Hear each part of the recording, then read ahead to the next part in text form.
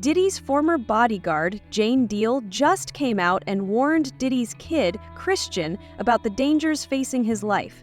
It turns out that Diddy's own son is the one responsible for the Cassie film that was posted online and ultimately led to Diddy's imprisonment. Came out with where he was coming at 50 and coming at everybody, coming at his dad. Like, how you feel about that record? Well, first I want to say to this young man, before somebody take his head off, because see, that's that new school bull crap that these kids out here, they easy to fly off their mouth with that. You don't invite a man to your private. You don't invite a man to your private unless you doing the Diddy. If two men lay down, how many homos get up? Let me tell you, young man, 2 of them. You understand? So don't invite a man to your private, because that man will see you and take your head off. Especially somebody like 50. You don't send or let a boy do a man's job. I don't know if he need that type of attention or he want that type of attention. Evidently he do. But 50 is the wrong dude that you want to do that type of attention, get that kind of attention from, bro. And the infamous words of Waka Flocka, that nigga go hard in the paint. And I don't believe that this cat would even put out some trash like that and really didn't know what he was doing. He's teasing the federal government. And I told y'all, the Southern District. As a result, Diddy may be sentenced to life in prison for his lengthy list of offenses, possibly due to his own son. Some get leaked to the press. Do you notice that, right? Soon as he did that dumb shit, talking about, well, we did this and we did that. We had this over here. Y'all went to the wrong house. Some went to, he said, well, we're going to show you how wrong we are. Yo, CNN, run this. Action, roll them. Don't play with the feds, bro. Because you got to realize this. They got a lot of time. 2 days after his father's sex trafficking court hearing, Christian King was seen celebrating with his girlfriend Raven in a video posted online. The Love You Better rapper was seen singing and having a good time with Tracy following her appearance at Essence's Feed to Funds panel on Saturday. Yes, yo, get the man in the phone. Beat chicks hit the phone. Hi, Hector.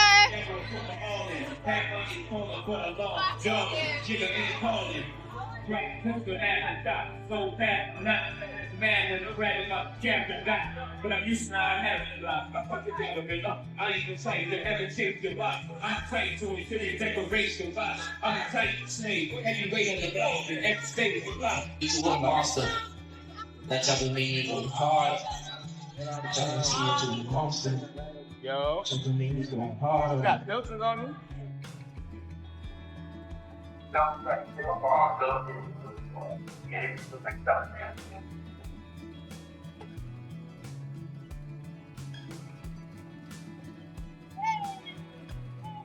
You here? See what's going on? Lady on in the building.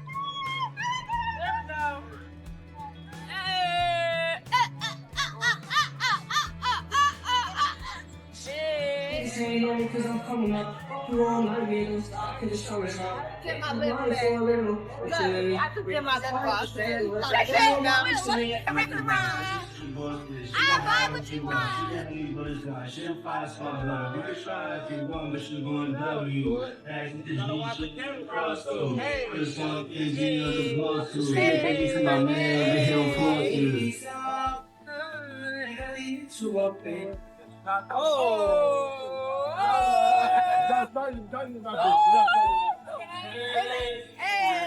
inches.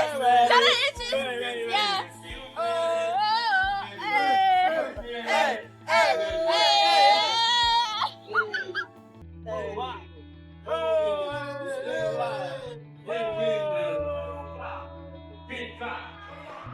dead can cheat. I'm in the 30s.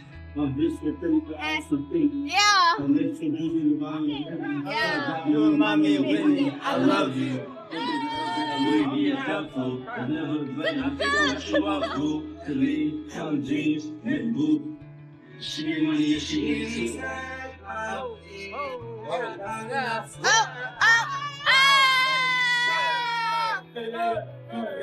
Oh, Tony got a better song.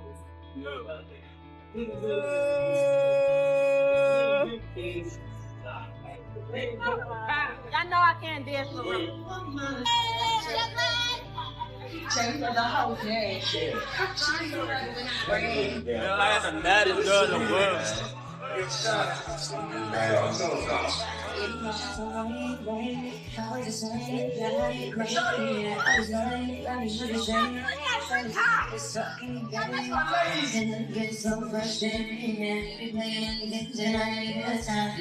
In front of friends, the couple danced and kissed after a serious family incident. Christian proudly announced to the camera that he possessed the world's baddest girl. Just 2 days before, Christian and 5 of his 6 siblings had gone to their father's court hearing.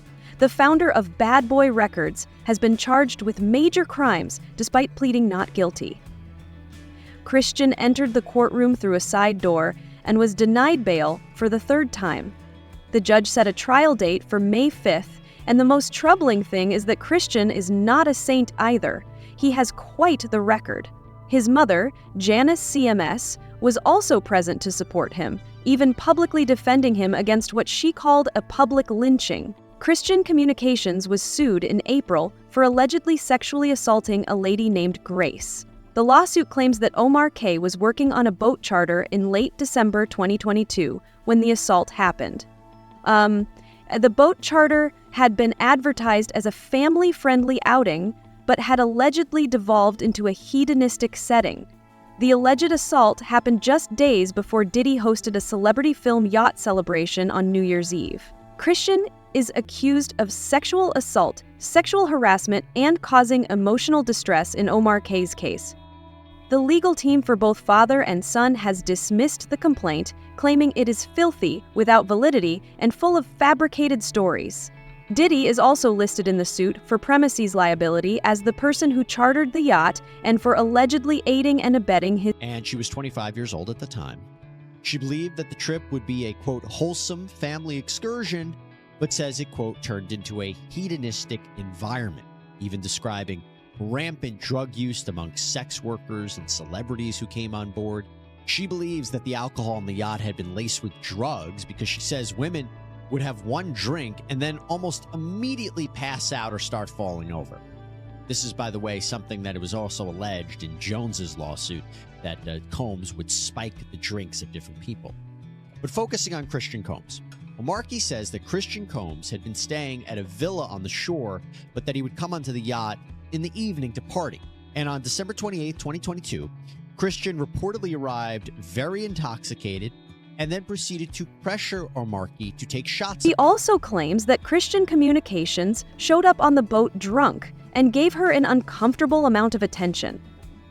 According to the lawsuit, Christian forced her to take shots of tequila, which she believes were tampered with, and then he became hostile and inappropriately touched her. The suit also cites audio recordings made by producer Rodney Lil Rod Jones, who was there and claims to have hours of footage showing Diddy and his employees. Markey reportedly told Christian, quote, "Excuse me, you don't touch my legs like that.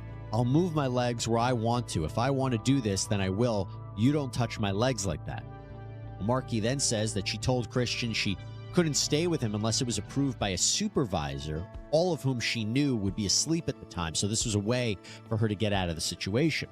She claims that Christian said, "Who can I talk to? I'm going to say I requested you right now." Markey then says she responded with, quote, "Well, you can take your hand off my ass for the first thing." Markey says that she tried to go back to her work, but Christian found her again, wanted her to find him a place to sleep for the night. So she ended up taking him to the cinema room for the yacht, which doubled as a place for people to sleep. And she claims that is when Christian blocked her and groped her, took off his clothes, tried to force her to perform oral sex on him, She says that she was able to fight him off until someone came in. Now, the lawsuit goes on to say that Omarke told the yacht captain what happened the very next day, but he didn't believe her, didn't do any sort of real investigation. She says the captain retaliated against her for months after the alleged assault, before ultimately firing her in May of 2023. Now, aside from her account, aside from a potential other witness, right, the person that allegedly walked in on this, what proof is there that this happened? Well, she reportedly has photos of the bruises that she says were caused by this event with Christian Combs. The quote was, "Our attempts to share this proof with Mr. Jones's attorney, Tyrone Blackburn, have been ignored, as Mr. Blackburn refuses to return our calls." Holly goes on to say, "We will address these outlandish allegations in court and take all appropriate action against those who make them."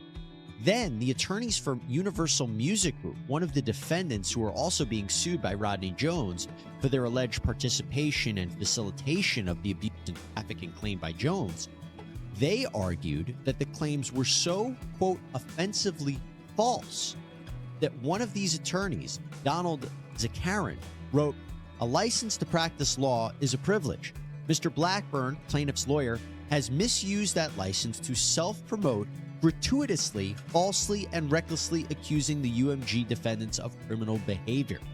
So a lot of back and forth that we're seeing right here. And again, to be clear, everything that Diddy and his sons are facing are accusations. They haven't even been criminally charged. These are civil lawsuits. There has been no finding by a judge or a jury that they are liable at this point.